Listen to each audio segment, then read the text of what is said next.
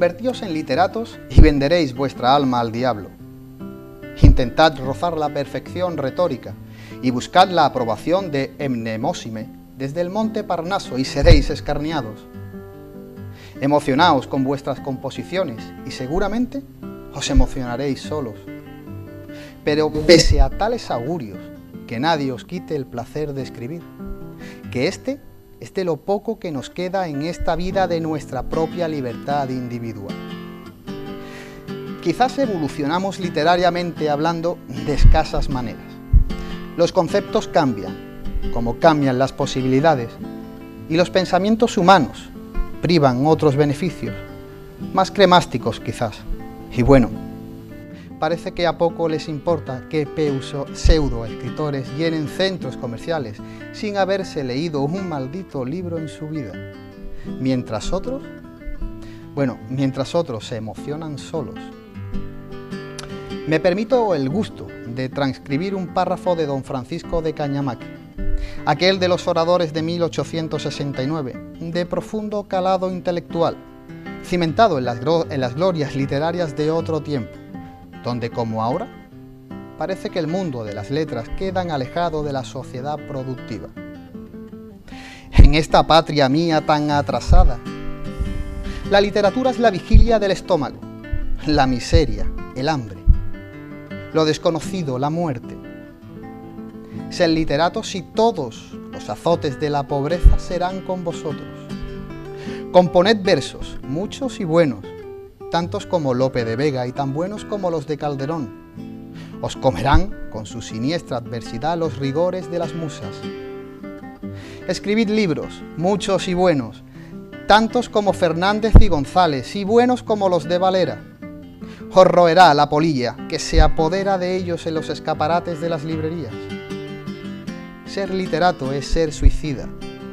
Mucho bombo, muchos aplausos, muchas lisonjas, pero el estómago desfallecido, los zapatos rotos, el bolsillo escuálido, el casero entablando demanda de desahucio. Bueno, escribid para hacer la revolución de las masas, pero os aseguro que poco haréis por la olla, que ya lo dijo don Adelardo López de Ayala. Una cosa es la poesía y otra cosa es el garbanzo. Buenas noches a todos, bienvenidos a Café de Levante. Mi nombre y quien os habla, Rafael Montaño García. Y hoy nos llenamos el gusto, el olfato y el tacto con las mejores encuadernaciones, con los libros de toda la vida, con los libros antiguos. Y para eso se encuentra con nosotros don Francisco Jordi Sánchez, licenciado en Derecho, coleccionista de libros y restaurador de libros.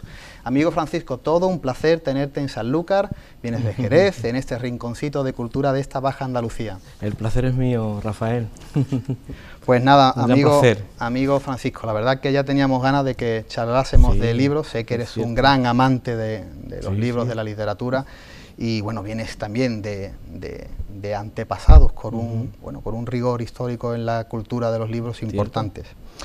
Decía un amigo mío, y un poco a colación de lo que hemos leído, que sería de nuestra existencia sin nuestros benditos libros, ¿no? Y sobre todo como botiquín de primeros auxilios contra la necedad humana, ¿no piensas, Francisco? Totalmente cierto, totalmente cierto. Es que admirativo y la verdad que es un placer inaudito, por supuesto, es un cataplasma para el corazón, para la vida, de verdad, el desarrollo de una vida profesional que agota, que desgasta, con ese medicamento que te dan los libros, la literatura, hace mucho. A mí particularmente me llena bastante. Es significativo que todo el mundo que conoce, que tiene una pasión y una admiración por el papel antiguo, por el libro en sí, pese a que tenga un día complicado, muchas horas de oficina, muchas horas de trabajo, de lo que sea, cuando llega a su casa es como ese bomboncito, dice, bueno, ahora me relajo y cojo mi libro, me pongo a leer.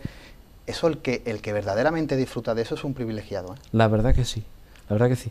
Ya te digo que profesionalmente pues estoy todo el día ya con papeles y historias y mucha literatura y demás, pero esta esta, precisamente la del libro antiguo, como bien dice, vamos, no te ahoga en absoluto, ¿verdad? Que puedes llegar a la hora que quieras y te sirve desde luego como para liberarte de muchas tensiones y desde luego para alimentarte, retroalimentarte continuamente con una felicidad, porque yo creo que el que escribe un libro, deja parte de su vida ahí, ¿vale? Y transponerte en la vida personal de alguien que ha dejado ahí algo escrito es muy importante. Yo creo que nos hace grande como personas, ¿vale? Porque nos dimensiona, nos saca de nuestro yo, para meternos en otro yo y ver qué ven otros ojos de la vida. Es verdad, y que yo tengo amigos míos hablando en nuestra tertulia de los sábados y dice, Rafa, es que un sábado por la mañana desayuno con Alas Clarín, o desayuno con Vicente Blasco Ebáñez, o tengo una conversación con Benito Pérez Galdós, y es verdad, es volver a la vida, ¿no? Es rescatar, ¿no?, esos personajes y esas novelas, y ya no solo de los grandes compositores del momento, sino también de otras personas que dejaron su pincelada, que se dejaron su trabajo literario de siglos atrás, y que yo creo que si nos está viendo desde algún sitio, tiene que ser un placer volver a releer sus páginas, ¿verdad? Cierto, y que los libros serán antiguos y tendrán su antigüedad, pretérita, pero el problema humano siempre ha sido el mismo. Yo creo desde que antes de que existieran los libros, qué lástima que no llegaran, ¿verdad? Hay manuscritos, hay cosas que todavía no de alguna manera también nos ilustran sobre ese particular, pero que ve uno que los problemas humanos siempre han sido los mismos, y es una forma poliédrica de ver distintas formas de vida, y aprende uno mucho, mucho. Sí. El humanismo antiguo y demás, que tanta se añora hoy, y esa dimensión de verdad que es muy grande. Mira, ¿sabes lo que me pasa? Y con todo mi respeto quizás a las nuevas jornadas, hay grandilocuentes y grandiosos escritores en el siglo XXI, en el siglo XX que hemos dejado, pero cuando te acostumbras, y yo mismo, no sé si a ti te ha pasado igual, que eres un lector de papel viejo, cuando lees esa manera de lucir el castellano, esa manera de llenarse la boca de hechuras y de palabras, y de una manera tan bonita de describir el día a día, la política, la sociedad, la economía, la novela, cuando pasas a la novela contemporánea, la novela del siglo XXI, a mí me falta algo. Sí, es cierto. Y hay novelas que son muy buenas, es que el libro es genial, y yo cuando voy a la mitad digo, pero es que me falta algo, claro, me falta esa manera de interpretar, esa manera de decir, esa manera de saborear la palabra, ¿verdad? Esa sutileza, no sé si a ti te pasa me igual. pasa muchísimo, sobre todo lo que leemos bastante y demás, lo notamos, claro. Ya te digo, sin desmerecer, por supuesto, ¿no? No, ni mucho menos, pero al contrario, ¿verdad?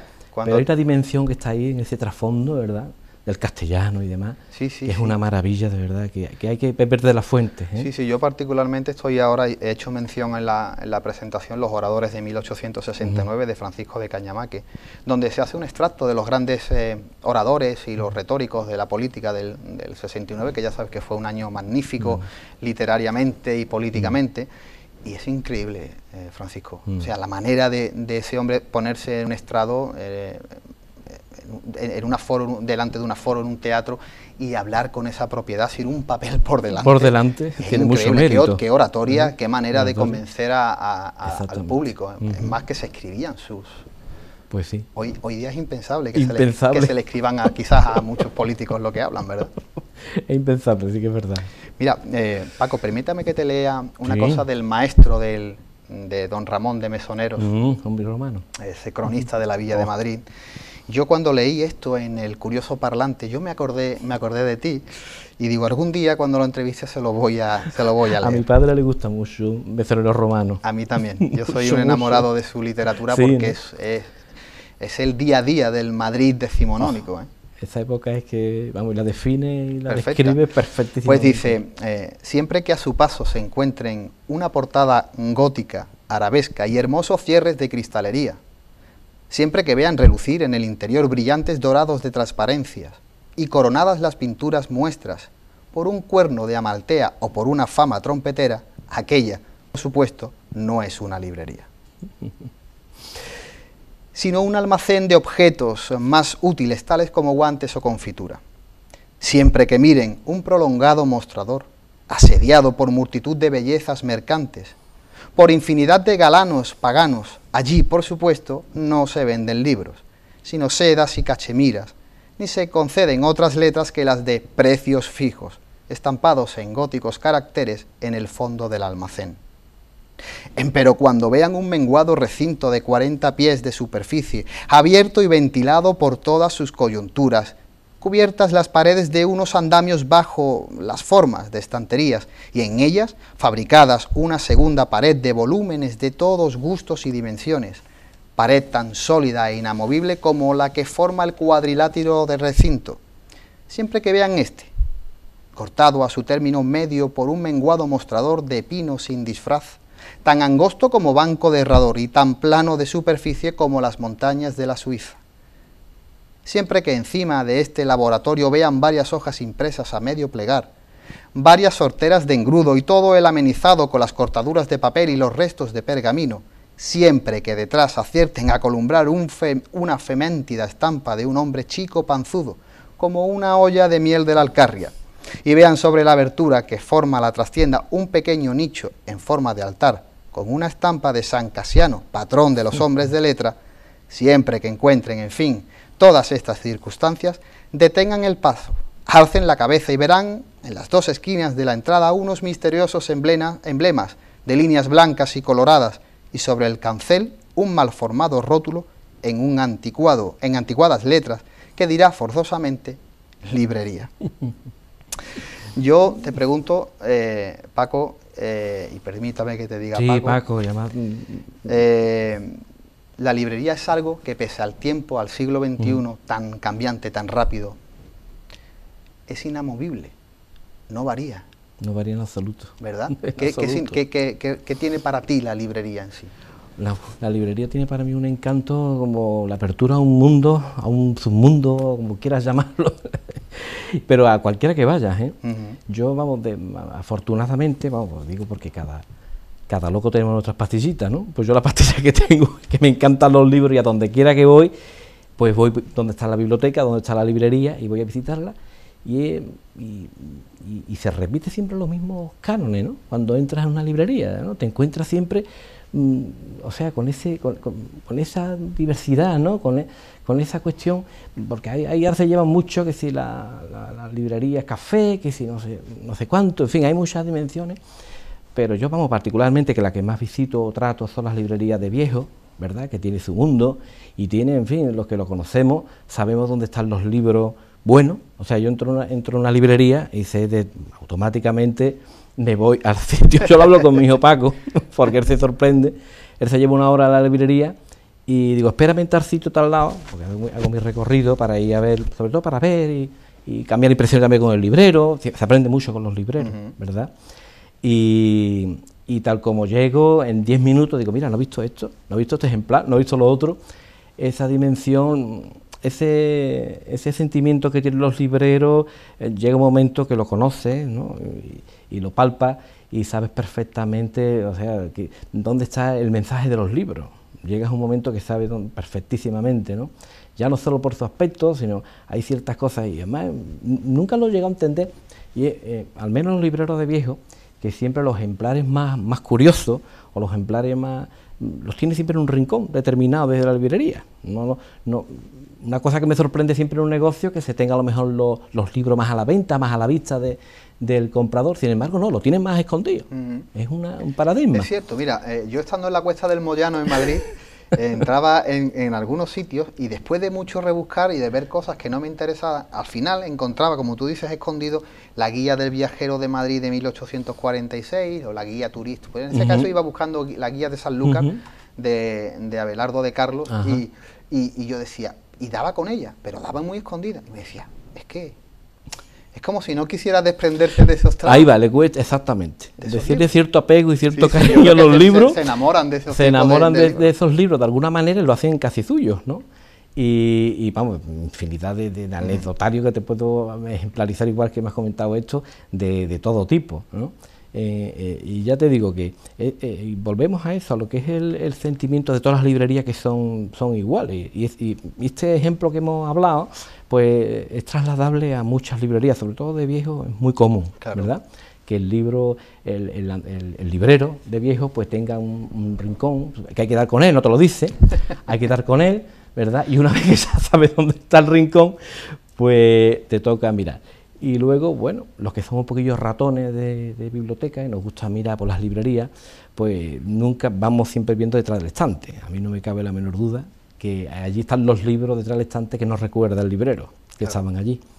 Y los libros se resbalan, se caen detrás, se amontonan, ¿me entiendes? Y hay que inspeccionar muchas cosas, porque hay maravilla. Te encuentras a veces con cosas y son mensajes que se han quedado ahí mudos en el tiempo, esperando que alguien llegue, los descubra, los abra y diga, mira qué es lo que hay aquí. Exactamente. ¿Verdad? Y es de verdad que es una gran satisfacción. Es verdad, y sobre todo cuando te aficionas a un tema muy concreto y vas buscando... Efectivamente. Empiezas a descubrir una serie de tesoros y una serie... Y dices tú, bueno, ¿esto existía? Qué maravilla, ¿no? Qué maravilla. Hay un amigo mío que me dice, Rafa, yo no puedo leer lo que hay hoy día porque es que aún no he leído lo que hay anterior. Es imposible. Y digo, bueno, macho, es otra manera de entenderlo. Por supuesto que sí. Por supuesto que sí. Bueno, yo... hablando un poco de la historia de tus antepasados, vienes de una saga de importantes libreros, en este caso afincados en Cataluña, sí. los Jordis, como tú los llamas. Me gustaría que nos dieses una pincelada de esos comienzos, sí. Francisco, porque esos creo que son los pilares tuyos y de tu familia. Sí, ¿no? efectivamente. En este caso, ¿no? Ya te digo, como te comentaba Rafael, que desde muy pequeñito tenía siempre inquietud, porque los que guardamos cierta afición por alguna cosa en la vida, normalmente viene siendo añeja, la tenemos desde pequeñitos, de alguna forma la estamos alimentando, o sea, y a mí de pequeño siempre en casa, la verdad que no nos han faltado los libros, en casa de mis padres, lo hemos tenido, y luego yo tenía siempre mucha inquietud, porque por parte de, no tanto por mi padre, ¿no? Que mi padre tenía su trabajo, sus cosas, y no tenía esa afición por los libros que tengo yo, por supuesto, pero sí le gustaba la literatura, y además él me enseñó a leer muy joven, antes de entrar en el colegio, ya me estaba dando las primeras letras, y eso se lo agradezco, por supuesto, se lo agradece siempre uno al padre, ¿verdad? Pero en este caso fue mi bisabuelo, pues yo no tuve la suerte de conocer a mi abuelo paterno, y él se le había muerto su hijo muy joven, y él tenía mucho apego a lo que era a su nieto y a su bisnieto, ¿verdad?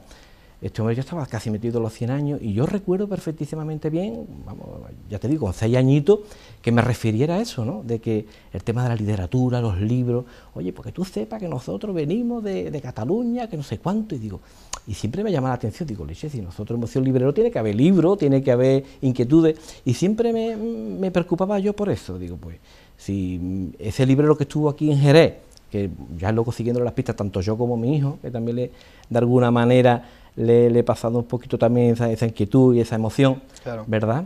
Pues hemos estado sacando del hilo, y claro, una historia que está de alguna manera consolidada en algo escrito, te es más fácil encontrar cosas, ¿vale? Porque a lo mejor tenemos una fuente indiscutiblemente, que son los archivos parroquiales, la memoria de la familia, muchas cosas, pero cuando hay cosas escritas, las fuentes son directas y puedes perfectamente montar un puzzle toda una vida, de toda una historia.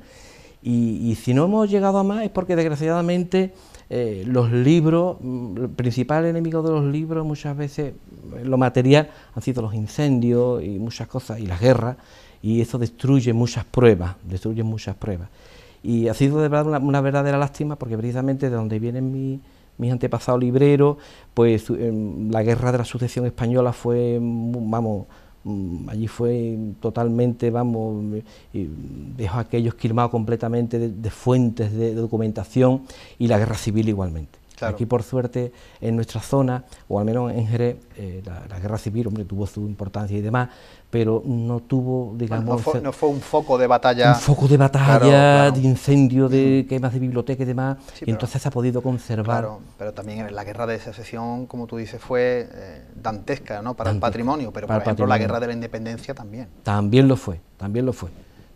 Y son unos periodos, y ya te digo, y en Cataluña se perdió gran parte de la historia. Yo me he ido descubriendo y mirando mis orígenes y cosas, y me encuentro en muchos pueblos, en Vic precisamente, estuvo mi hijo y yo buscando y indagándonos, y nos encontramos que que los archivos parroquiales pues ardieron, y entonces pues tenemos la memoria ahí, digamos, pues en un punto blanco. Porque te remontas a don Ignacio Jordi ya en el siglo XVIII. Correcto. correcto. Ya establecido en Cataluña, ¿verdad? Sí, efectivamente, establecido en Cataluña. Su padre, vamos, iba a tirarte un poco al revés la historia. Bueno, desde, sí, desde, por supuesto, puede... de este Jordi que viene, porque en mi casa siempre hemos dicho Jordi, ¿no? Jordi será porque llevamos ya desde, igual que la Plaza de Toros de Jerez, desde 1842-43 en Jerez, y ya somos casi, vamos, Jordi andaluces. Claro. A mí de pequeño me han dicho Jordi con J, no Jordi. O sea, Jordi ha sido una cuestión ya después con el avenimiento de la democracia, en fin, que sonara la televisión que sí Jordi y tal, pero nosotros, mis abuelos, todos nosotros, Jordi, bueno, muy bien, ya son casi 8 generaciones, llevamos casi 6 generaciones aquí en Jerez. El caso es, ya te digo que a partir de esta cuestión que me presentó mi bisabuelo y la familia que me diciendo, pues sí, que había libreros y tal, pues estuvimos indagando hace unos 20 años por ahí, porque encontramos algunos datos, efectivamente, de que este librero vino a Jerez, al igual que otros libreros catalanes, que vinieron a la zona, tanto a Jerez como a Cádiz, muchos libreros que luego pues montaron revistas, montaron imprenta, y es que esto tiene totalmente sentido, porque lo que es la imprenta y la librería en Cataluña, vamos, allí las fuentes, digamos, de creación del libro, el papel, está muy cercana, ¿verdad? Luego Barcelona en sí muy cosmopolita, una ciudad del Mediterráneo muy cosmopolita, con mucha tradición, y donde quiera que haya vías de comunicación y demás. La fluvial en Barcelona fue importantísima. Ahí va. Y casualmente, ya te digo, en este buscar me encuentro precisamente de que uno de los principales clientes de compra de papel y de libros de Barcelona, de los libros de Barcelona, es precisamente Jerez y Cádiz. O sea, aquí se compraba mucho papel de Cataluña y mucho libro impreso. Nuestras relaciones también comerciales con América y demás, pues eso, yo te digo, eso atrae de alguna manera a tanta gente. Trajeron a los vinateros, trajeron también otros movimientos económicos, ¿verdad? El caso que, ya te digo, encontramos a este librero a través de una inscripción de matrimonio en la iglesia de San Miguel, ¿vale?, en el año 1855, y veo el detalle de que tuvo el párroco la feliz idea de poner que el padre de este librero era también librero en Cataluña. Digo, pues mira... En blanco y en botella. En blanco y en botella hay que tirar para arriba. Y además que hizo la inscripción de que estaba bautizado en San Justo y Pastor, una iglesia preciosa románica que está en el centro de Barcelona, muy cerca de la librería donde la tenían ellos, la calle Libretería, y mira por donde allí, afortunadamente, se conserva pues todas las actas matrimoniales, de bautismo y demás, y a partir de ahí pues puedo localizar tanto al padre de Ramón Jordi, que fue el primer librero de nuestra saga que vino aquí a Jerez, de su padre Joaquín, que fue librero e impresor, de su abuelo Juan Ignacio Jordi, que además fue bastante importante, un libro muy importante en Cataluña, y además porque no solo tocaba el tema de la librería, sino el tema del papel, ¿vale? Fue síndico de varias empresas de papelería, y luego también su padre, Ignacio, ¿no?, que en 1700, vamos, yo tenemos libros, alguno por aquí creo que he traído, de 1748, 1750, en el que ya imprime con algunos socios, ¿vale?, porque la pauta en aquella época en la que se pagaban, digamos, cédulas y permisos para poder imprimir, no se podía, nadie podía llegar a imprimir un libro, tenía que hacer una serie de permisos. Bueno, no estaba tampoco esa libertad de imprenta. Evidentemente que no, evidentemente no. Muchos aspectos de... Evidentemente que no. De hecho, a el padre precisamente del Jordi, de Ramón, Joaquín, tuvo para mí dentro de la saga esta de los impresores, el que tiene quizás la historia más bonita o más novelesca, ¿no?, porque creo que tuvo el atrevimiento de defender lo que fue la libertad de imprenta, le cogió todo el momento de la Ilustración del 18 y no le importó pues ir a la cárcel, y no le importó pues levantar cabeza, y en fin, y allá que se me fue con Simón Bolívar, el general Páez. Lo tengo por aquí. Tengo una historia curiosísima, es muy interesante. Murió muy joven. Todo lo que estoy sacando a través de ello, a través de la Universidad de Venezuela, y con contactos aquí de la Universidad Española con ellos, para ver si podíamos de alguna forma documentarnos. Luego me llevé la mala noticia de que en el Caribe, toda esa zona de Colombia y demás, el papel se degrada muy fácilmente. O sea, el clima tropical es malísimo para el papel. Es muy destructor, ¿no? Muy destructor. Entonces toda la documentación la miran con mucho sigilo, la tienen muy bien conservada, pero se guarda muy poco, vamos, y yo los legajos que me han hecho llegar en PDF, de documentación de los libros que había imprimido allí. Además fundó allí el primer periódico que se fundó en Carabobo, en la zona de Carabobo, en la Gran Colombia, entonces no era Venezuela, lo fundó él, ¿vale? Y se llevaron una gran alegría cuando yo hablé, ya te digo, con algunos cronistas de allí de la zona, diciéndole de que era familiar del primer fundador del Vigía de Carabobo, y la verdad es que es una gratísima sorpresa.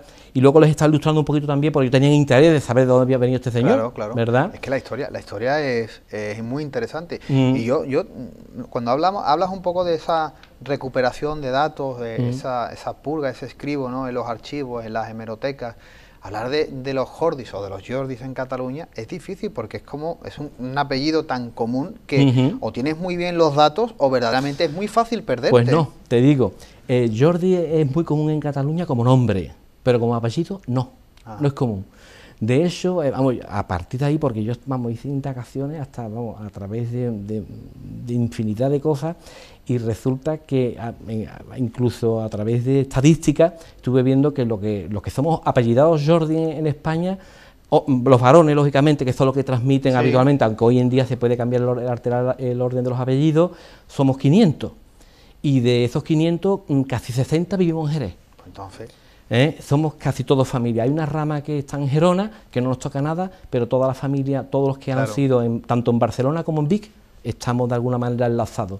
Incluso ya a partir de ahí hay varios Jordi que han tenido también, han sido historiadores, libreros, farmacéuticos, los tengo también coordinados dentro del árbol genealógico. O sea que ya te digo que es cuestión ya de ir poniendo piezas. Y no ha sido tan difícil. Y fácil, ya te digo, en el sentido de que, claro, han dejado la impronta de escribir libros y dejar los nombres suyos de la imprenta. Claro. Y luego hay mucho trabajo hecho de estudio de la imprenta antigua en Barcelona. Lo que son libros en sí, claro, son temas muy específicos y sobre todo han sido tesis doctorales de las que he ido sacando para sacar parte de la historia de ellos. Casi todo han sido tesis. Pues amigo Paco, si te parece pasamos unos minutos a publicidad y seguimos hablando. Perfecto. Amigos de Café de Levante, volvemos en unos minutos.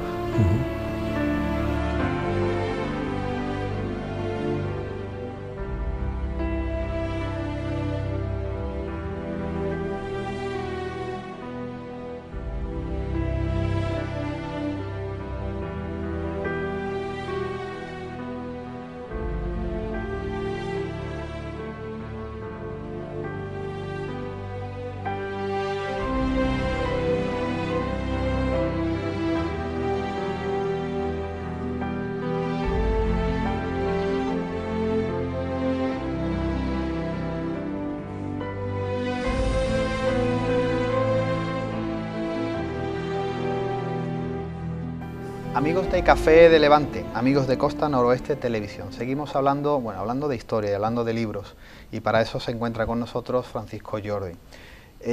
Amigo Paco, hablabas antes de esa extraña combinación que había de comercio entre Cádiz y esta Baja Andalucía con Barcelona, y me ha estado recordando, yo cuando hice el estudio un poco sobre la cromolitografía en Jerez y sobre el etiquetado de nuestras bodegas, que fue excelso y del que llevo años, ¿no?, también estudiándolo, era importante porque antes me ha recordado que esos bodegueros del Marco, antes de tirar de las litográficas de Jerez y de Málaga, que fueron muy importantes, estuvieron tirando de Francia y de Barcelona, de las importantes litográficas de Cairel, de Mayo Fré, la calle Aviño 24, de Eugène Pichot en Barcelona, en Francia, que tenía sucursal en Barcelona, por supuesto. Parece que guardan una relación, ¿verdad? Ese comercio de papel, de libros, de editores. Totalmente, guarda una relación muy clara, ¿no? Ya de alguna manera ya lo dijo Mariano José de Larra, ¿no?, en aquel dicho de que quisiera buscar desde luego un poco de carácter industrial y de pensamiento, pues tenía que ir a Barcelona, a Cádiz, claro, no se podía quedar en Madrid, ¿no? Y seguías contándonos un poquito esa historia. Sí, en fin, estábamos comentando, ya te digo, la situación sobre todo del padre de mi xorno, de Ramón Joaquín, que tuvo la mala suerte, y además porque está perfectamente documentado, de que murió con una enfermedad tropical, o sea que murió relativamente joven. A mí lo que me llamó mucho la atención, y tenemos ahí un vacío de alguna forma, es que dejó aquí pues varios hijos, entre ellos mi xorno, ¿vale? Muy pequeños, o sea, se quedaron con 3, 4 años. Sin embargo, ellos sí siguieron con lo que son las librerías y la impresión y tal, y claro, y todo empieza a tomar un poquito de consistencia, de razón, porque tenía hermanos que también seguían con la misma, había un tal Gaspar Jordi, que era hermano de Joaquín, que yo, vamos, me estoy indagando y buscando qué relación tenía con Ramón, porque indiscutiblemente para venirte de Barcelona a montar aquí una librería tenía que tener un conocimiento previo del libro y toda esta historia, ¿verdad? Y entonces, por ahí sí le quedó. Lo que sí es cierto que en aquella época fue tanto la libertad de imprenta en una sociedad en la que no existía ni de alguna forma el periodismo, los medios de comunicación. El tema fue muy fuerte, ¿no? Y el hecho de que, bueno, pues encarcelaran a uno de ellos y demás, pues lo dejara, digamos, aparcar una forma de pensamiento, eso de alguna forma marcó también a la familia, porque desafortunadamente lo de Riego fue fue mal, ¿no? Y lógicamente pues la familia en ese sentido pues tenía ese mal recuerdo, y ya te digo, irte de tu patria a defender tus ideas tiene que ser muy duro. Y también Paco, yo pienso que cuando a unas dos términos muy importantes, en este caso como es la libertad, ¿verdad? Las grandes monarquías o los grandes periodos absolutistas, evidentemente han intentado de que la gente no se cultivase, ¿no? Era siempre un peligro, ¿no? Totalmente. Entonces los momentos de más florecimiento, la Ilustración, el siglo de las luces, cuando nos acercamos a los movimientos como la sociedad de amigos económicas del país, ¿no? Que llegaron con esos conceptos un poco más traídos de Europa. Cuando esos familiares tuyos habituados a leer, a trabajar, a tener papel, cosa que la mayoría de los españoles de a pie, si no tenían una clase media alta, no tenían acceso efectivamente, a libros, entonces tenían una vasta cultura que lo tendría siempre en guerra contra ese tipo de absolutismo y de falta de cultura de los gobiernos, ¿no? Totalmente. De hecho, ya te digo que, vamos, yo lo veo en muchos escritos, casualmente, la Ilustración en esta época, ya te digo que me toca la familia, esas 4 generaciones, tocan la Ilustración perfectísimamente, y está muy simpático ver esa contraorden, pues además le coge la Guerra de la Sucesión Española, de ese amor-odio con Napoleón. Sí, claro. Vemos esa cosa de que Napoleón es un invasor, pero es que nos trae ideas frescas y nuevas, sí, que es la que queremos. A la vista está que la mayoría y yo creo que en Jerez pasa igual, cuando hablamos de la sociedad patriótica de amigos del país, en este caso en Sanlúcar, eran afrancesados, eran personas que venían de la Ilustración francesa, que venían del siglo de la Ilustración, y aquí se encuentran con que cadena. Efectivamente. Caena, ¿no? Como decían, caena, ¿no? Entonces eso es un problema. Pues sí que lo es. Sí que lo es, y aquí ya te digo, y ellos tuvieron por defender a Ultrasan eso, que aprovechar esa coyuntura, digamos, de que viene aquí, que se va a ir de Napoleón, pero se va a ir Napoleón y se va a ir también el antiguo régimen, ¿no? Claro. Vamos a defender aquí, ¿verdad?, lo que viene de Europa, que a la postre fue así. Que a la postre fue así, termina la guerra de la independencia, llega Fernando VII, llega el absolutismo, cae nuevamente a la Constitución. Correcto. En fin. De hecho, Joaquín, antes de marcharse el pobre para la gran Colombia, lo que hoy es Venezuela, montó, digamos, la que tengo constatación quizás sea la primera en el país, que se llama Imprenta Constitucional, o sea, le cambió el nombre a su imprenta. Que eso dice mucho. Ahí va. Y en 1817, 1818 ya monta o le da nombre a lo que es Imprenta Constitucional de Joaquín Jordi, en Barcelona, ¿vale? Y la verdad que a mí me llena de orgullo, porque yo las he visto también, ha habido luego otro claro ejemplo, y ya lo decanta perfectamente en una línea de editorial, ¿no?, sobre ese aspecto. Y ya te digo, fue un poquito, no el salvaje, sino un poquito más el más rebelde de la familia. El más revolucionario, ¿verdad? Pero quizás el que más se prodigó en calidad y en impresiones de todo tipo, y además que hizo bastante implicación, fue su padre, quizás, Juan Ignacio. Hizo unas ilustraciones fantásticas, tengo yo libros ahí de ellos, porque hoy es verdad que verte libros antiguos, casi en un 80, un 90%, son libros religiosos. Sí, Date es cuenta cierto, es cierto. que el acceso antes a la literatura, contando muy poquitas cosas, tienes que hablar de religión, Es ¿verdad? verdad. Pese a eso yo he descubierto grandes cosas, ¿eh? Bueno, Porque, bueno, yo cuando me hice con los tratados de filosofía fundamental de Jaime Balmes, que era un furibundo carlista con ideas un poco sí, más sí, sí, retrógradas y tal, aunque podríamos hablar de eso un rato, sí, bueno, es maravilloso, ¿eh? El periódico del Pensamiento de la Nación es un periódico muy interesante para hoy día entender un poco esa sí, política sí, sí, conservadora, porque son las raíces de la derecha española. totalmente, totalmente. Sí, Y me cierto. parece unos trabajos que magníficos, con una encuadernación y un trabajo, Con vamos, una de exquisitez exquisitez. fantástica, Es cierto, fantástica. es cierto. Pues sí. Y ya te digo, les cogió a ellos una época en la que todavía no se habían inventado, hasta 1797, fue cuando empezaron vamos, se inventó en Francia o en París el primer sistema de rodillo de papel. Antes pues todo era con papel de tina, y en España hasta aquí, hasta 1830, 1835, no se prodigó ese Claro, tipo de claro. máquina. Vamos, de hecho, muchos encargos de libros, a mí me sorprende, está hecho en Gautier en París, se encargaba muchos libros de impresión en París, en Francia. Bueno, y si te das cuenta, también es muy interesante como los grandes semanarios, quitando el diario La Gaceta de Madrid, que Sí. es del siglo XVII, Ujú.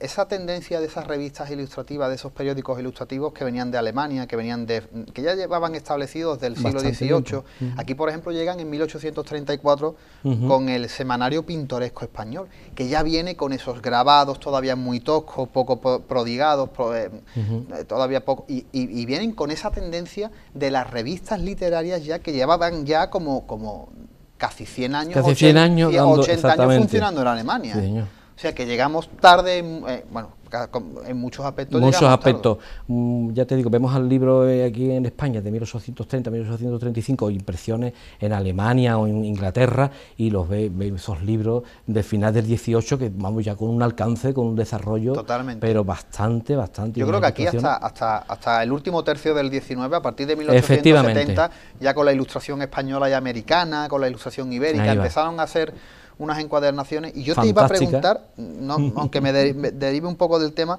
que yo veo que la explosión de las artes gráficas a finales del 18 y a comienzos del 19, la invención de la cromolitografía, de la litografía por Alois Senefelder, la cromolitografía por Godofredo en 1830, la xilografía, todo eso es un compendio que hace que evolucione la editorial, que evolucione el trabajo de encuadernación. La calidad.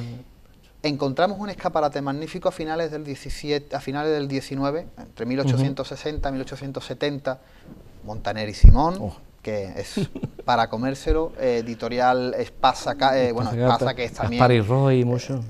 por ejemplo, También.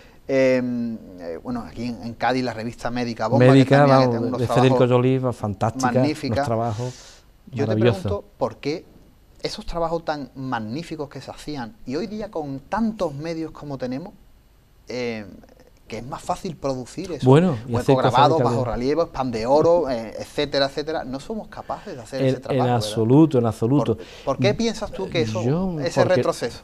No sé, porque hombre, el libro, costes, no sé. Ahí va, cuando iba alguien a escribir, a publicar un libro, va buscando el bajo coste, evidentemente, y la poca calidad. El antes de hacer las cosas, como estábamos comentando, Rafa, de hacer las cosas porque hay que hacerlas bien y que estén bonitas, la verdad que no cuesta ningún trabajo. Y es que ve uno una calidad, ¿me entiendes?, que hace el libro atractivo. O sea, porque el libro es lo que lees y lo que tienes entre manos, a mí no me cabe la menor duda. Si tienes un ejemplar bien hecho, bien confeccionado, bien trabajado, vamos, te agradece la lectura y te envuelve. Porque, y sobre todo pasa de manos a manos. Sobre todo eso.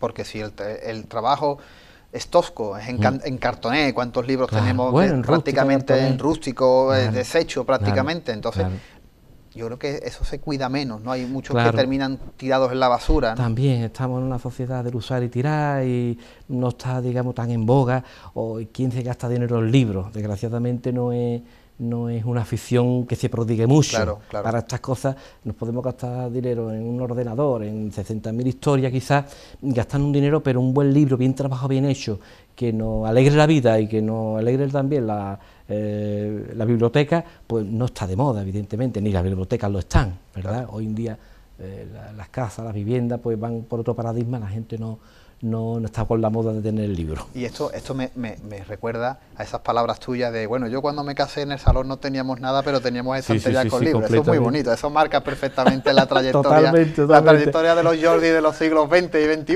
¿eh? Tengo fotos en mi casa de mi primera vivienda y yo me veo con mucha simpatía, digo, mira, que se lo comento a mi mujer, digo, está todo el salón y con a la cena que habíamos hecho de escayoles y demás, de distintas formas, por un poquito, todo llena de libros, pero no teníamos ni un butacón ni un sofá.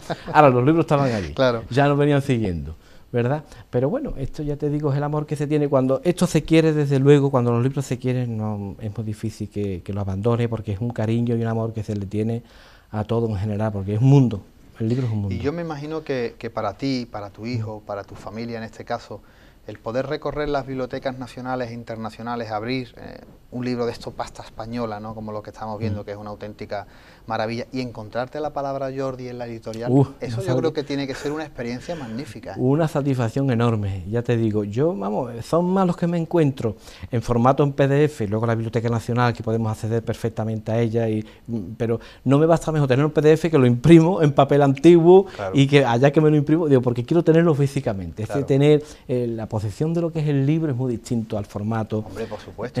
Yo, en mi casa no entra una PDF de esa de un libro digital, vamos. ¿Verdad? Es que esa sensación, no sé, es que te está recordando completamente esa vivencia de esa lectura que tuviste con aquel libro y tal, te rememora muchas cosas. Y sobre todo porque lo haces tuyo. O sea, yo particularmente, mi experiencia es, yo estoy leyendo un libro que me acompaña a todos sitios. Y durante X meses o X semanas que ese libro me dura, va conmigo a todos sitios. Sale de paseo, sale a la calle, entra, voy a casa de mis padres, voy al campo. Es muy familiar. Lo tengo todo el día encima, lo subrayo, lo escribo, me lo exprimo, lo leo y va a la biblioteca. Entonces ha sido como un compañero de viaje durante 3, 4, 2 semanas, claro, 6 semanas, y eso es muy bonito. Eso es precioso. Eso es precioso. Que te acompañe un libro, libro, eso es genial. Evidentemente. A mí me alegra mucho, de verdad, esa fea costumbre, esa fea costumbre, que no la vemos, ¿no?, esa costumbre. Cuando ves por ahí, sobre todo en Europa, se ve mucho, la gente lee mucho, ¿eh? En los parques, van en el autobús, van leyendo un libro, eso la verdad que me alegra la vida, porque es una cuestión que dice mucho, ¿verdad?, porque hay tantos momentos de vacío, decir, no, es que no tengo tiempo para leer, falso. Puedes buscar, 10 minutos en cualquier lado, además, en cualquier momento tonto. Sí, mi amigo Eduardo lo dice, no tienes que leerte 30, 50 páginas. En absoluto. Te leas media cuartilla, es suficiente. Si llevas un libro de calidad, yo llevo como libro de cabecera, yo tengo muchos libros de cabecera siempre al lado de la cama, y a lo mejor te van a durar 2 minutos, pero lee a Garcilaso, lee 2 párrafos de él, claro, con dos palabras que te acueste, por supuesto que sí. Te cubre, ¿me entiendes? No es necesario devorar el libro, no es necesario en absoluto. Claro. En absoluto. Antes comentaste algo muy interesante, ¿no?, que es, lo que se ha hecho, los desmanes que se ha cometido con librerías particulares, con bibliotecas particulares o del Estado, de una ciudad, la quema de libros, el expurgo. A mí me recuerda, y me vas a permitir que te lea, sí, y del donoso escrutinio que el cura y el barbero hicieron en la librería de nuestro ingenioso hidalgo, ¿no? Y dice, el cual aún todavía dormía, pidió las llaves a la sobrina del aposento donde estaban los libros, autores del daño, y ella se las dio de muy buena gana. Entraron dentro todos, y a la ama con ellos, y hallaron más de 100 cuerpos de libros grandes, muy bien encuadernados, y otros pequeños, y, como el ama los vio, volvióse a salir del aposento con gran priesa, y tomó luego una escudilla con agua bendita y un hisopo.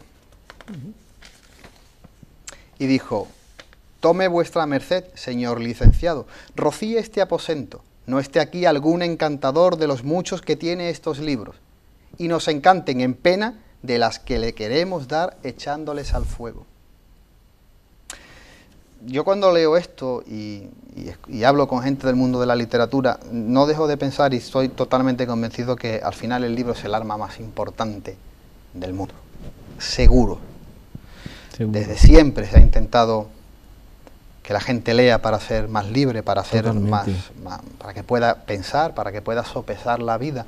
Pero si te das cuenta es que bueno, hemos hablado durante siglos y siglos de expurgos y qué más, desde los griegos, los gregolatinos, de tal, nos vamos hacia atrás, incluso el Quijote aquí hace un guiño perfectamente a esos expurgos, ¿verdad? A esos expurgos. ¿Qué te parece a ti de todo ese material que se ha perdido para siempre? Eso es una lástima muy grande. A mí recientemente estuve viendo un libro hablando sobre bibliófilos y de gente amante de los libros, y me llamó mucho la atención que el hijo de Cristóbal Colón, Fernando Colón, fue, quizás fue el mayor bibliófilo que ha tenido la historia de la humanidad. Me sorprendió notablemente, y además que tuvo la biblioteca en Sevilla, ¿vale?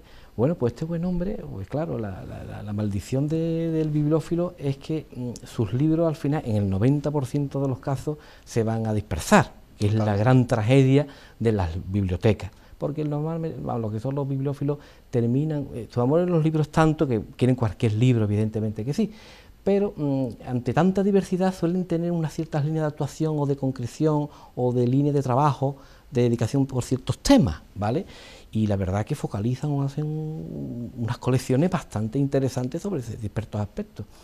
Y entonces, eso que llegue luego, pues oye, la familia, y se digreguen ese tipo de libros, es una lástima porque es un trabajo de muchos años, quizás de concreción y demás. Y ya te digo, y la librería esta de Fernando Colón, bueno, pues eso terminó, bueno, es para escribir una novela lo que pasó con aquella librería.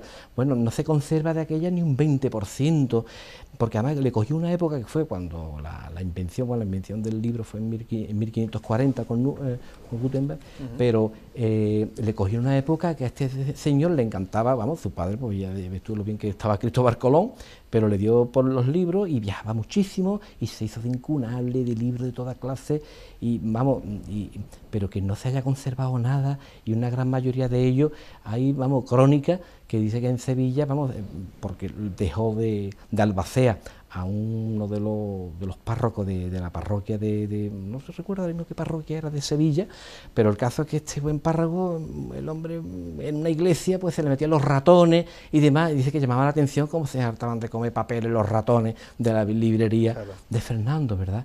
Y es que esa es la gran tragedia de los libros, ¿verdad? Que terminen, sean pasto de la... Mira, quizás voy a decir una locura, porque lo es, ¿no? Y sobre todo todos los que somos amantes de los libros. Pero yo creo que toda esa historia verdaderamente es la que forma parte de ese romanticismo que tiene el libro. Sí, sí, totalmente. Pese a lo dañino y lo lastimoso que puede ser que se pierda, por supuesto. Pero forma parte, ¿verdad?, de esa... Sí, ¿Por qué? sí. Porque tú hoy día coges este trabajo, este librito, y dice, bueno, ha llegado a mis manos un libro que, no sé, especialmente no sé de qué año podría ser, pero estamos hablando 1500, 1700, y dices tú, bueno, ¿qué recorrido tiene este libro? O sea, ¿por cuántas manos ha pasado? ¿Qué es lo que ha podido pasar para que en pleno siglo XXI yo me haga con este libro, por ejemplo, en Bélgica, en una librería de Bélgica? Porque yo he comprado cosas bastante antiguas en Europa. O sea, cosas de Sanlúcar. Sí, de Sanlúcar y tal, y de Jerez. Y además, es una, no sé, ya te digo qué tipo de ciencia se hará aquella, o que yo no me la explico, que si tú intentas por querer localizar un libro específico, a lo mejor ese libro lo localiza y está inalcanzable por el precio que pueda tener, que hay libros, por supuesto, que están inalcanzables, y sin embargo, hay joyas que nos las encontramos, oye, de la forma más traviesa que te puedes imaginar. Sí, tiene... Tirada en una manta o detrás, como yo te digo, en tal sitio, sin importancia alguna, y son los libros más valiosos, y ese paradigma, te lo encuentras, ya te digo, de la forma más olvidada que estaba para ti. Depende de las manos que lo tenga. No me cabe la menor duda. Exactamente. Porque, Paco, ¿de cuántos ejemplares hablamos en tu biblioteca? Pues yo calculo aproximadamente, de aquí del legado de la familia, aproximadamente son unos 190, los tengo ya catalogados, ha sido sencillito, y a medida que he ido localizando, pues los voy de alguna manera... Es importante catalogar los libros, es muy interesante, ¿verdad?, para saber qué es lo que tiene y ponerlo en valor, indiscutiblemente. Y luego, creo que aproximadamente, no lo tengo calculado porque estoy en ello, en el inventario, sobre unos 7.900, 8.000 libros, perfectísimamente. Y cuando hablamos de una biblioteca de 8.000 ejemplares, muchísimos de ellos de la temática gaditana, muchísimo. Estamos hablando de un archivo privado porque no, bueno, eso es una golosina a manos de investigadores y de divulgadores y de totalmente. investigadores que necesitan evidentemente de Sin tu lugar a duda, biblioteca para sacar sin trabajos lugar a adelante. duda. Me imagino que estarás muy vinculado con la cultura Sí, y con la intelectualidad jerezana, ¿no? Totalmente. Bueno, jerezana y de la provincia. Sí, muy comprometido en ese sentido, porque además esa es la grandeza también de lo que nos gustan los libros, que nos gusta, a mí particularmente me gusta compartir y que se divulgue y cierta historia. Sí, lo vemos, que tienes una página genial en las redes sociales donde vemos tu trabajo, ¿no? A mí, la verdad que francamente me encanta, y el hecho de que pueda no solo ayudar, sino abrir líneas de investigación, encontrarte alguna sorpresa, porque siempre te la encuentras, de todo no podemos saber, desgraciadamente, claro, ¿no? Claro. Pero sé que específicamente hay muchos temas, y sobre todo, ya te digo, los localismos, y es un tema que los bibliófilos, lo que nos gusta, terminamos siempre por algún asunto, por algún tema, y yo en la búsqueda, ya te digo, precisamente los libros de mi familia es cuando me he encontrado los libros de Jerez o de Cádiz, porque me ha pasado quizás igual que a ti. A mí me gusta mucho viajar, y cuando voy a algún sitio, voy a una librería de viejo o voy a algún lugar y me encuentro un libro de Cádiz, digo, mira, no es de la familia, pero es de mi casa, claro. Vente conmigo. En el momento que haces un bulto de unos pocos de libros, ya empiezas a venir uno y otro y otro y otro, ¿me entiendes? Y luego ya saben además, la familia, los amigos, que te gustan los libros. Oye, mira, que tengo tal libro, de donaciones tengo Mira, yo ahora cuando salga de aquí, voy a casa de mis padres porque tengo una caja grande que me acaba de llegar hoy con 2 tomos de la Ilustración española y americana. El segundo volumen de 1888, con la exposición de Barcelona, que viene un plano enorme del puerto de Barcelona, y el segundo volumen de 1890. No están completos, pero no me importa. Bueno. Y es verdaderamente un auténtico placer leer, y sobre todo la pluma que estaba dentro, porque nos encontramos desde los grandes oradores del 19, Benito Pérez Cardós como gran icono, pero está Emilio Castelar, Práxedes Mateo Sagasta, te puedes encontrar a Moret, te puedes encontrar a Ríos Rosa, te puedes encontrar de todos los colores y de todas las maneras posibles, y es una auténtica golosina. Una golosina. Y las ilustraciones, de verdad, el trabajo ilustrativo es brutal. Vamos, a mí me sorprende de sobremanera. Es el soporte de los grabadores del siglo XIX. Sí, totalmente. Y qué calidad, de verdad, en las impresiones fantásticas, vamos. A mí me entusiasma completamente también. Porque, Paco, ¿cuál es la manera idónea de tener una biblioteca? O sea, de catalogar una biblioteca, de tenerla cuidada. Danos unas pinceladas, porque parece que es guardar libros. Yo, por ejemplo, guardo libros, los tengo y tal, pero ¿cuál es la manera más idónea de tener una biblioteca? Hombre, lo ideal sería tener espacio, evidentemente. Bueno, eso es el gran hándicap. A mí me sorprende mucho aquí en el archivo ducal de aquí de Sanlúcar, están las ventanas abiertas y los libros requieren mucha ventilación. El peor enemigo quizás de los libros sea la humedad.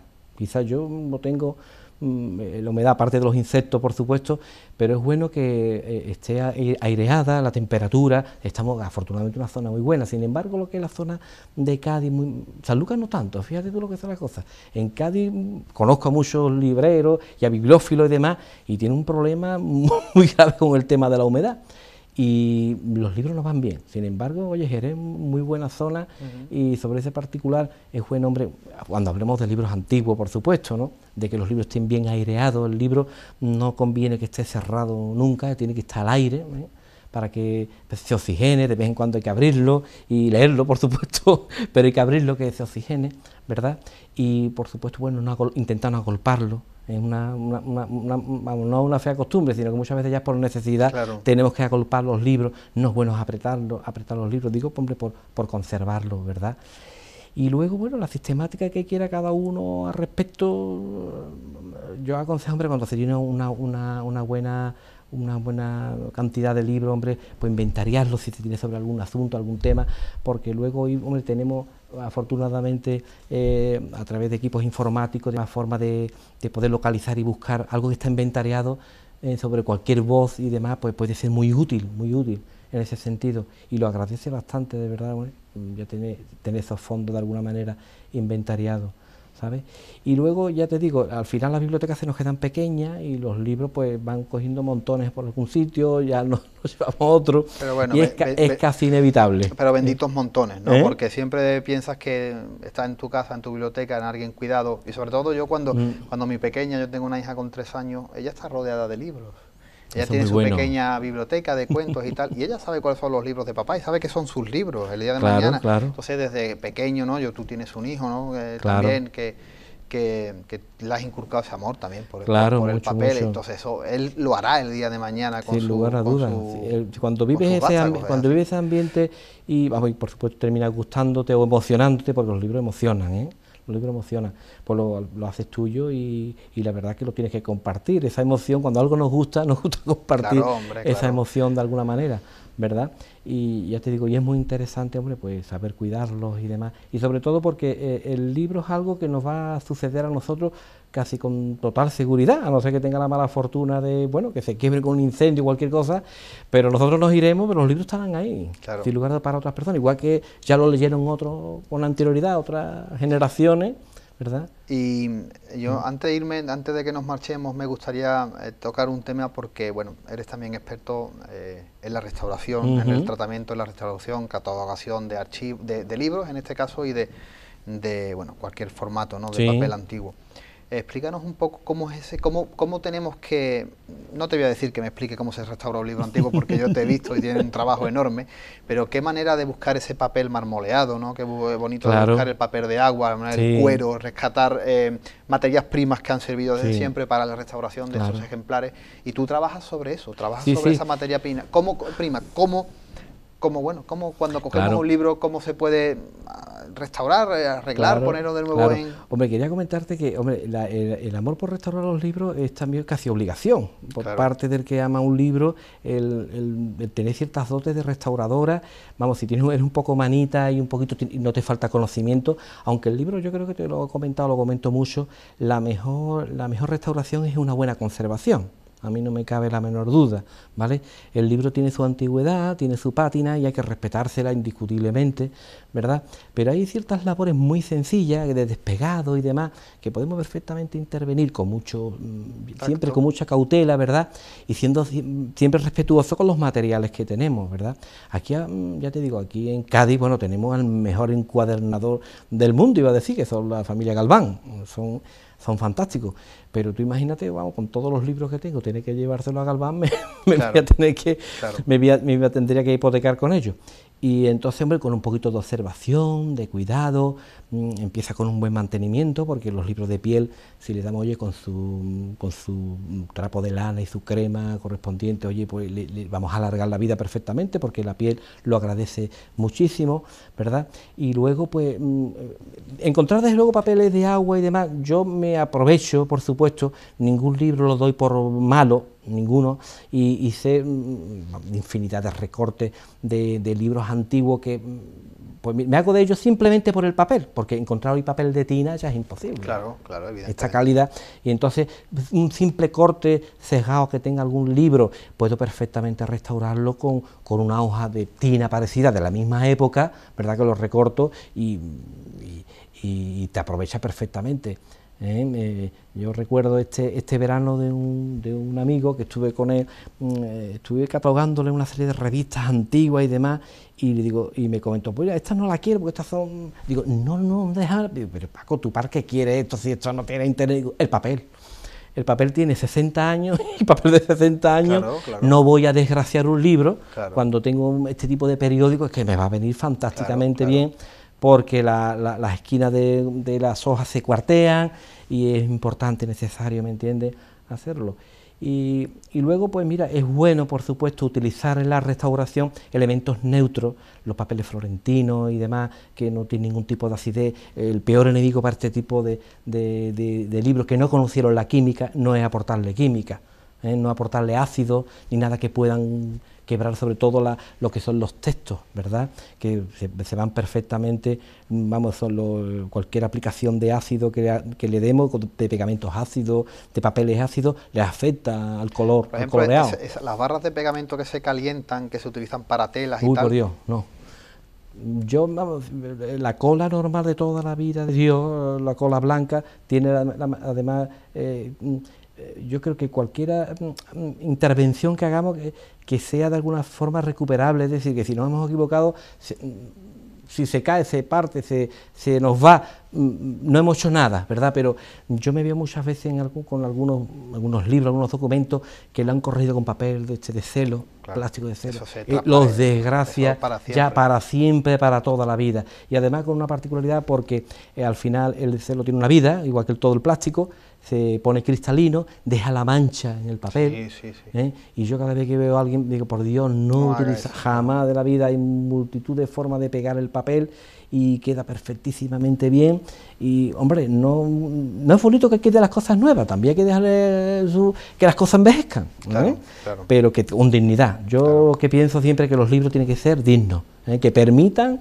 la lectura y le devuelvan su dignidad. Bueno, pues para mí, Paco, ha sido un verdadero el placer. Ha sido mío, te repito. Yo te iba a preguntar antes de irme, ¿qué obras han marcado tu vida? Ay, pues mira, lo refiero mucho, y siempre las obras que muchas veces nos marcan son las que hemos leído de muy pequeñitos, ¿vale? Y a mí la fábula de Samaniego me han encantado, porque, y además llegaba un momento, me gustaban tanto que hasta las recitaba de memoria, ¿verdad? Y recuerdo ese libro que me regaló mi padre de pequeñito, con 6 o 7 añitos, y aún lo conservo, igual que muchos libros, ¿verdad? Y luego veo uno que es un libro tan clásico, ¿verdad? Esa fábula que tiene, y ya de joven o de pequeñito le sacaba lo que era, ¿verdad?, el sentido, y de mayor también se lo sigue uno sacando, igualmente a la fábula, ¿vale? Luego me lleva la sorpresa que precisamente mis familiares, lo que era la fábula de Esopo, ¿verdad?, que también de ahí se sacaron bastante, pues son muy parecidas también, y se tiran también mucho, y me encanta el tema este de la fábula, me ha gustado mucho, amén de la poesía y demás. Yo nombré antes a Garcilaso de la Vega, y yo, si me llevaría a una isla desierta, sería quizá Garcilaso. Sí, ¿no? Con un libro de Garcilaso me bastaría. Pues amigo Paco, ha sido un placer hablar de literatura, de libros. Yo creo que es un tema que parece tan obvio muchas veces, ¿no? Bueno, el libro, ¿qué nos pueden contar? Nos podemos contar tantas cosas, y sobre todo en este siglo que es algo que está totalmente en desuso. Ya el raro es el que lee en un bar, ¿eh? O sea, yo cuando bajo a leer en un sitio, el raro soy yo. Sí, completamente. El raro soy yo, ya no es el que está con el teléfono, que no es capaz de atender. No, el raro eres el que está escribiendo y el que está cogiendo apuntes y el que tiene un libro delante. Es cierto. Pero nos da una dimensión humana muy, muy grande, y además nos hace muy felices. Yo creo que el libro... además esa es es sobre todo porque cualquier búsqueda que hagamos en la vida nos tiene que llevar a la felicidad. Claro. Y si esto nos lleva y nos acompaña a la felicidad y nos hace mejores profesionales, mejores hombres, pues bendito sea. Así es. ¿Verdad que sí? Pues amigo Francisco, hasta la próxima, que será un verdadero placer. Muchas gracias. A ti. Muchas gracias. Amigos de Café de Levante, nosotros volvemos para la semana que viene con nuevos temas y bueno, con nuevos invitados sobre nuestra mesa de este Café de Levante, con las ventanas abiertas a la broa sanluqueña. Nosotros le dejamos ahora con nuestro rincón literario de manos de don Eduardo Domínguez Lobato. Muy buenas noches y sean muy, muy felices.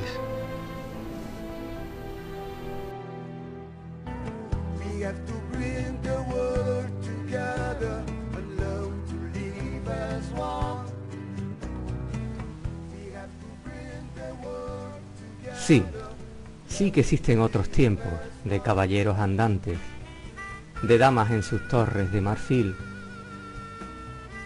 tiempos de almenas sonrosadas, de versos a los buenos aires y 1000 aventuras, caminos, ventas, carruajes y encantadores sin fin. Sí que existen los plateados espejos, reflejadores de pañuelos de seda a los vientos de lo porvenir. Sí, que existen los otros siglos, siglos medios, de sueños a caballo, y marismas abiertas a todos los colores de las aguas en su manantial. Aguas refrescadoras, altivas, sedientas, bamboleantes, sugerentes. Sí que existe lo imaginado.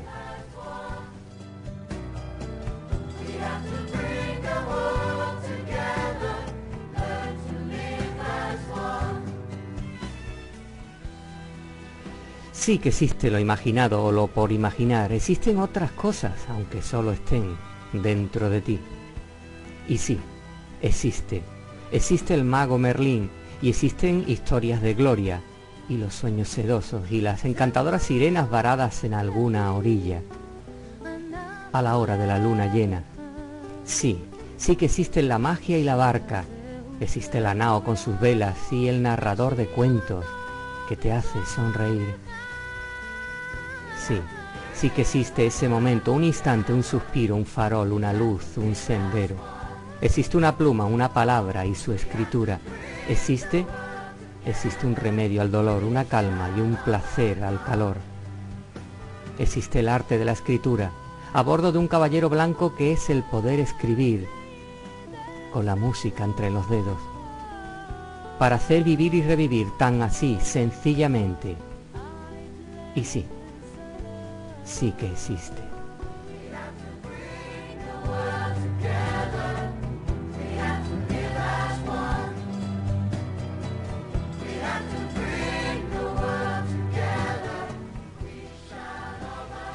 Sí, sí que existen, y yo los he visto.